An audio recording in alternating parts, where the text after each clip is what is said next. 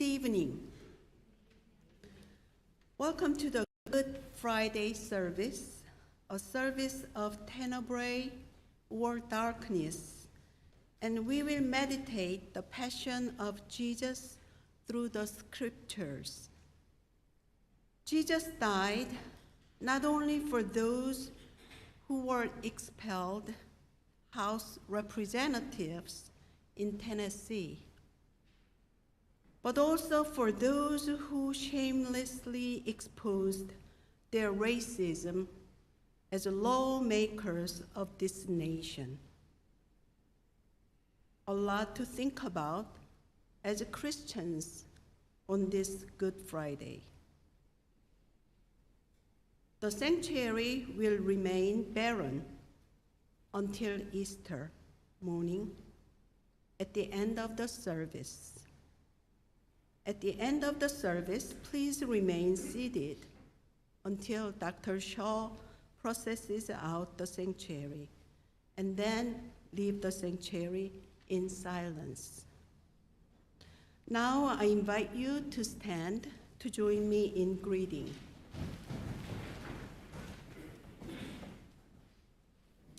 God is light, in whom there is no darkness at all. Jesus Christ is the light of the world. And this is the judgment, that the light has come into the world. And we love darkness rather than light.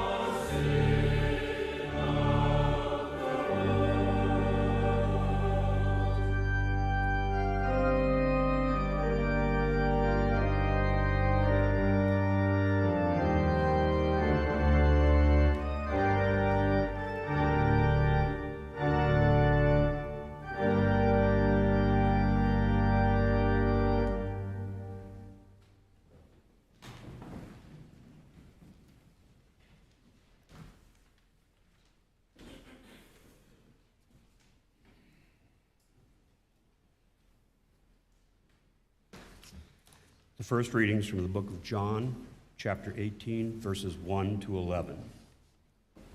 After Jesus had spoken these words, he went out with his disciples across the Kidron Valley to a place where there was a garden, which he and his disciples entered.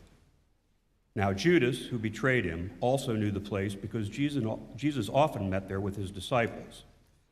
So Judas brought a detachment of soldiers together with police from the chief priests and the Pharisees, and they came there with lanterns and torches and weapons.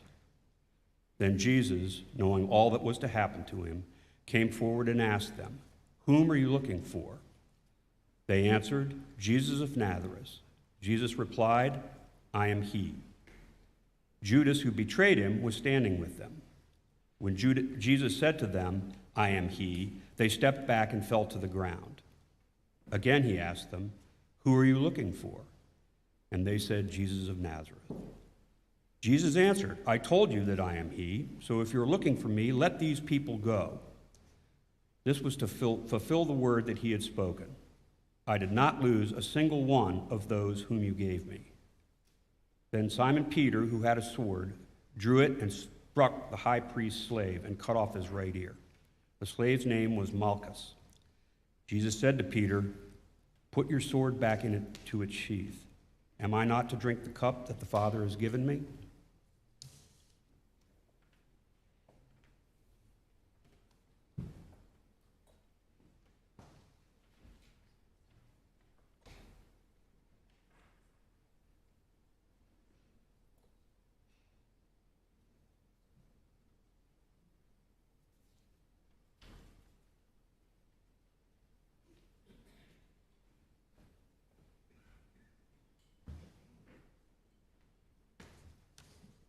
The second reading tonight is from John 18:12 through 14.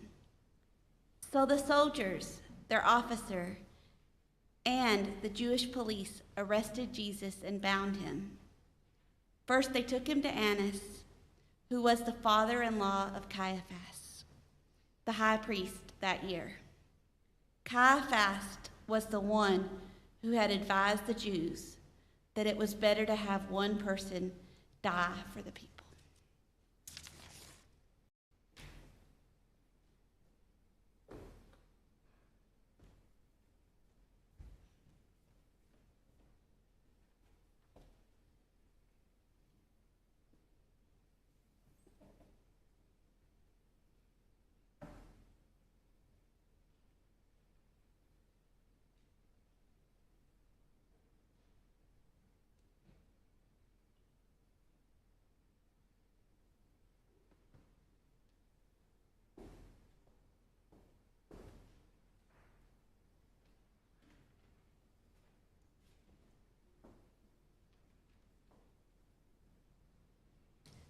The third reading is from John 18, verses 15 through 18. Simon Peter and another disciple followed Jesus, since that disciple was known to the high priest. He went with Jesus into the courtyard of the high priest, but Peter was standing outside at the gate. So the other disciple, who was known to the high priest, went out, spoke to the woman who guarded the gate, and brought Peter in.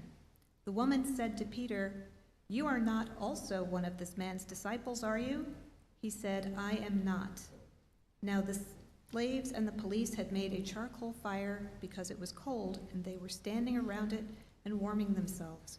Peter also was standing with them and warming himself.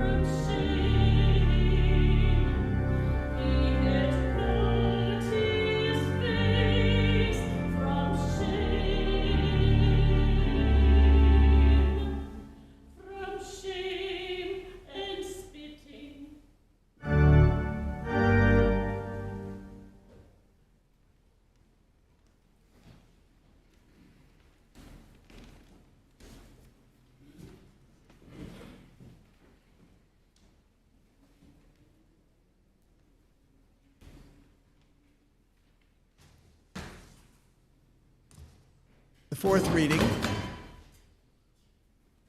is from John 18:19 through 24. Then the high priest questioned Jesus about his disciples and about his teaching. Jesus answered, "I have spoken openly to the world. I have always taught in synagogues and in the temple, where all the Jews come together. I have said nothing in secret. Why do you ask me? Ask those who heard what I said to them. They know what I said." When he had said this, one of the police standing nearby struck Jesus on the face, saying, "Is that how you answer the high priest?" Jesus answered, "If I have spoken wrongly, testify to the wrong. But I have spoken rightly. Why do you strike me?" Then Annas sent him bound to Caiaphas, the high priest.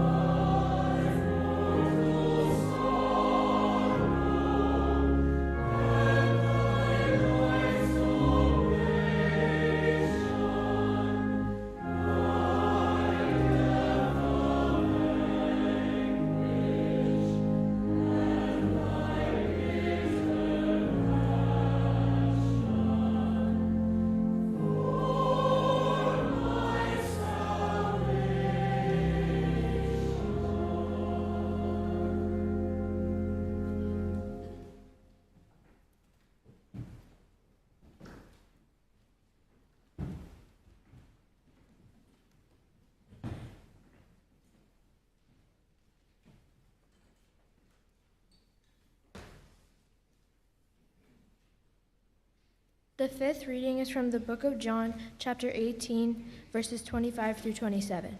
Now Simon Peter was standing and warming himself. They asked him, "You are not also one of his disciples, are you?" He denied it and said, "I am not."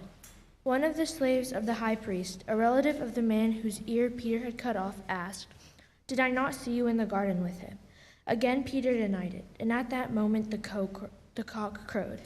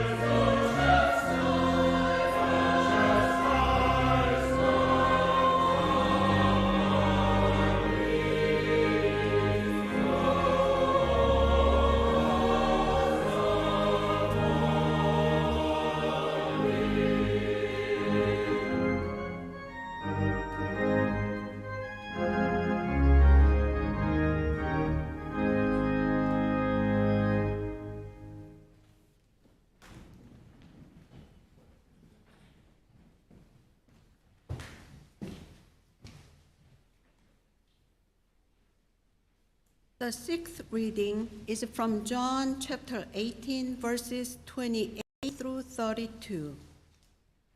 Then they took Jesus from Caiaphas to Pilate's headquarters. It was early in the morning.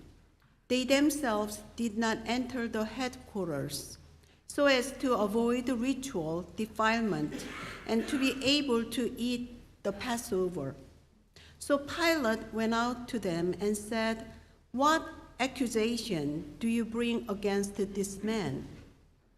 They answered, "If this man were not a criminal, we would not have handed him over to you." Pilate said to them, "Take him yourselves and judge him according to your law." The Jews replied, "We are not permitted to put anyone to death." This was to fulfill what Jesus had said when he indicated the kind of death he was to die.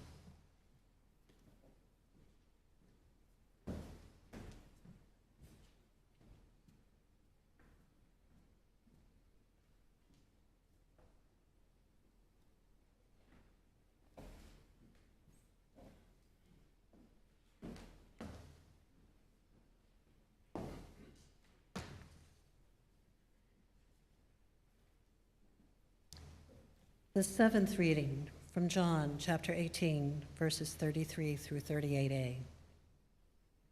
Then Pilate entered the headquarters again, summoned Jesus, and asked him, "Are you the king of the Jews?" Jesus answered, "Do you ask this on your own, or did others tell you about me?" Pilate replied, "I am not a Jew, am I? Your own nation and the chief priests have handed you over to me. What have you done?" Jesus answered, "My kingdom does not belong to this world.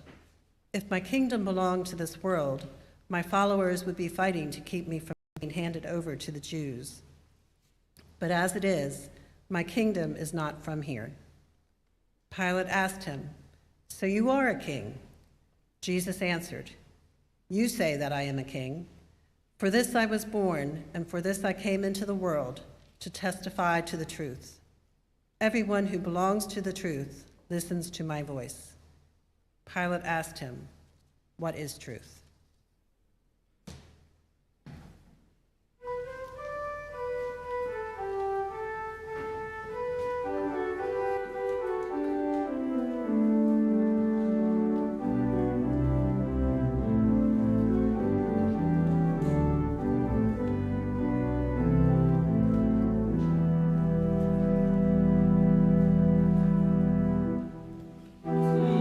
walk the way of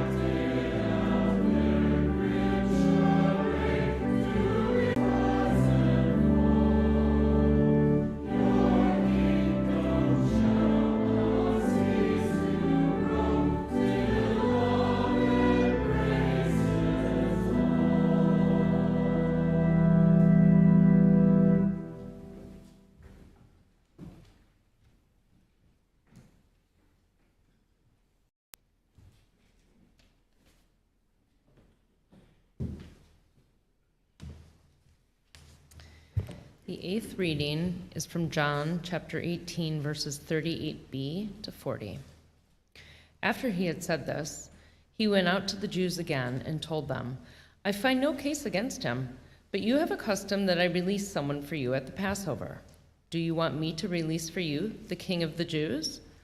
They shouted in reply, "Not this man, but Barabbas." Now Barabbas was a rebel.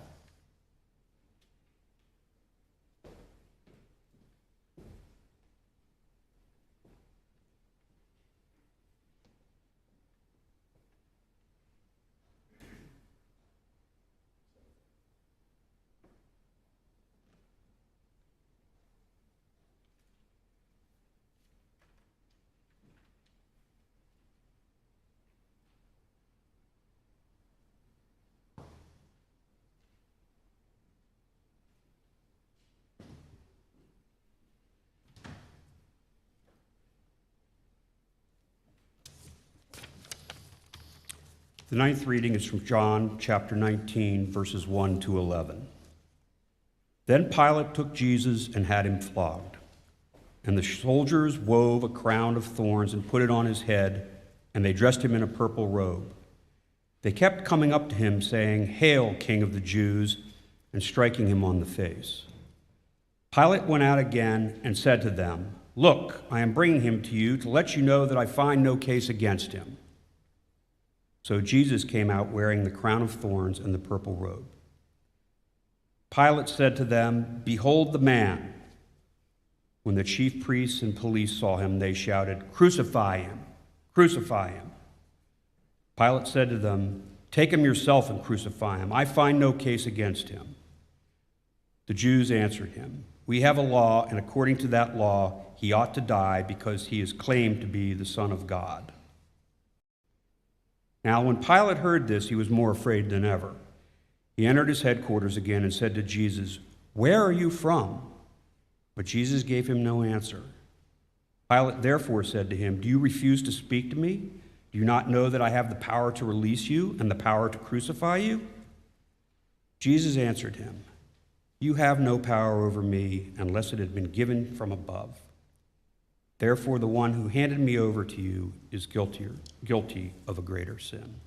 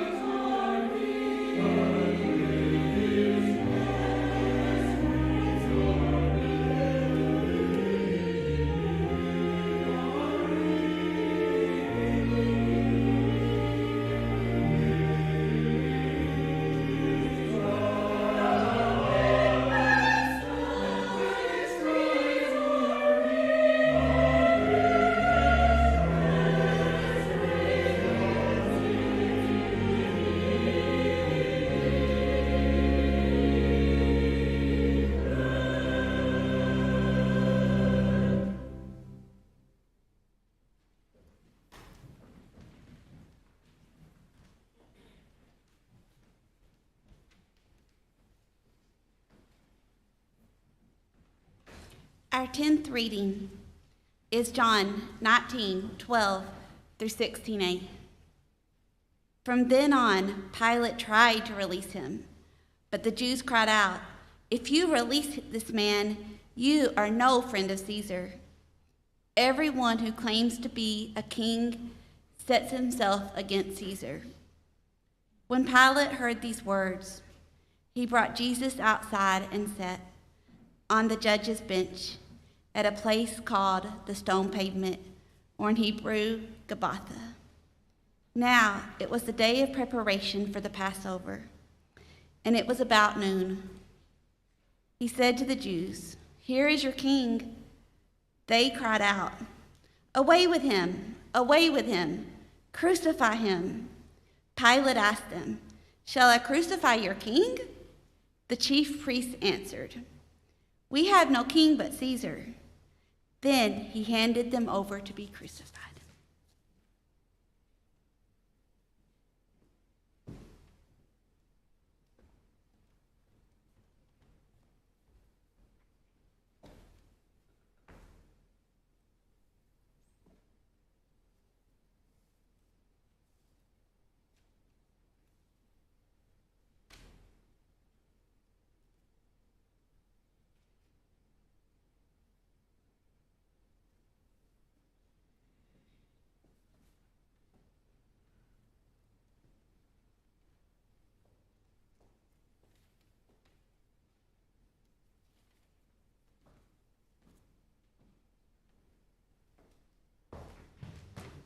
The 11th reading is from John chapter 19. Well, I guess it's chapter 18. Verses 16b through 22. So they took Jesus, and carrying the cross by himself, he went out to what is called the place of the skull, which in Hebrew is called Golgotha. There they crucified him, and with him 2 others, one on either side, with Jesus between them. Pilate also had an inscription written and put on the cross.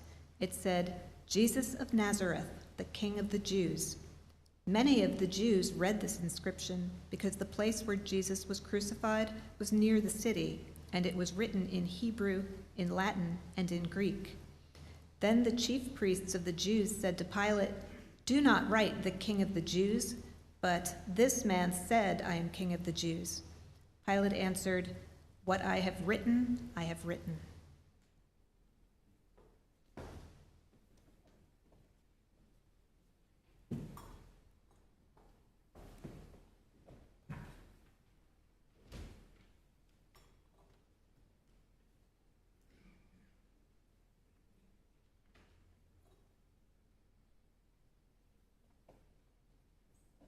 The 12th reading is from John chapter 19, verses 23 and 24. When the soldiers had crucified Jesus, they took his clothes and divided them into 4 parts, one for each soldier. They also took his tunic. Now the tunic was seamless, woven in one piece from the top. So they said to one another, "Let us not tear it, but cast lots for it, to see who will get it." This was to fulfill what the scripture says, "They divided my clothes among themselves, and for my clothing they cast lots."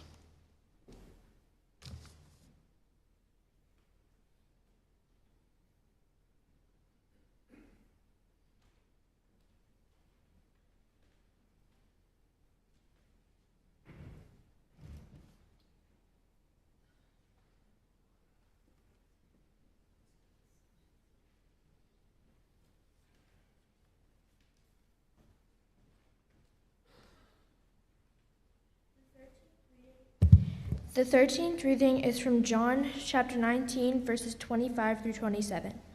And that is what the soldiers did. Meanwhile, standing near the cross of Jesus were his mother and his mother's sister, Mary the wife of Clopas, and Mary Magdalene. When Jesus saw his mother and the disciple, whom he loved, standing beside her, he said to his mother, "Woman, here is your son." Then he said to the disciple, "Here is your mother." And from that hour the disciple took her into his own home.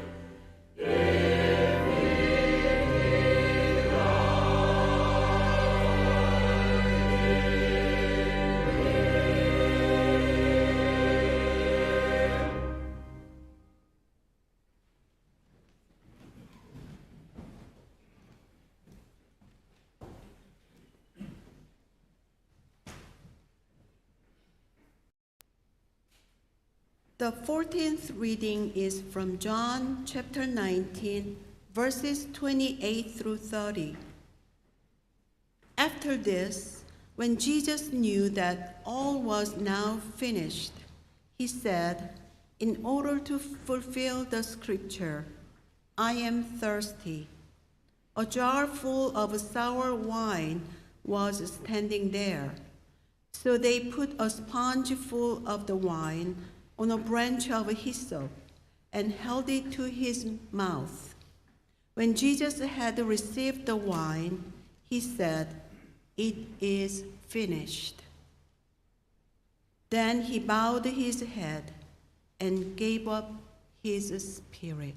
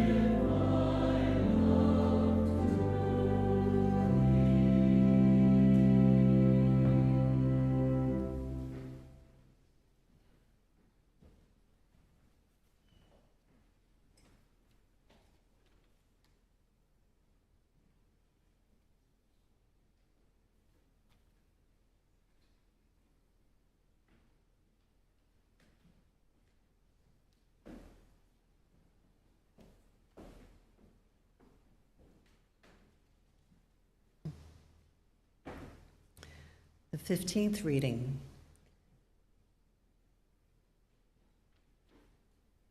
John chapter 19, verses 31 through 37.